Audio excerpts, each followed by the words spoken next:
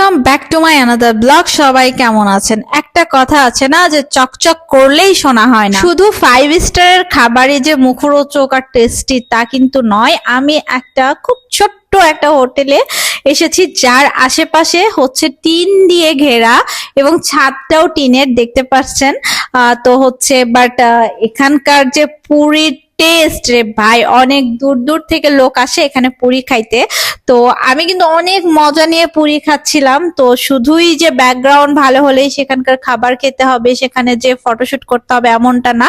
আমি সব জায়গাকার খাবার খাই। আসলে আমি এই কথাগুলো বলছিলাম এজন্যই যে ঠিক জীবন সঙ্গীও সেম একই, যে শুধু সুন্দর আর চাকচিক্য আর অনেক টাকা পয়সাওয়ালা সরকারি চাকরিওয়ালা থাকলেই কিন্তু হচ্ছে ভিতরটা সুন্দর হয় না। আমি সেম উদাহরণই দিতে চাচ্ছি যে আপনি যদি আপনার বাবার বাড়ি থেকে 1 পয়সা না আনার পরেও আপনি আপনার স্বামীর বাড়িতে স্বামীর কাছে মূল্যায়ন পান, ভালোবাসা পান, তাহলে আপনি সেই মানুষটির হাত কখনো ছাড়বেন না, তার পাশে থাকবেন। আপদে বিপদে যে কোনো অবস্থাতেই তাকে সাপোর্ট দিয়ে যাবেন, দেখবেন জীবনটা অনেক সুন্দর হবে। তো ছোট্ট একটা পরামর্শ দিয়ে গেলাম শেষ মুহূর্তে। আল্লাহ হাফেজ।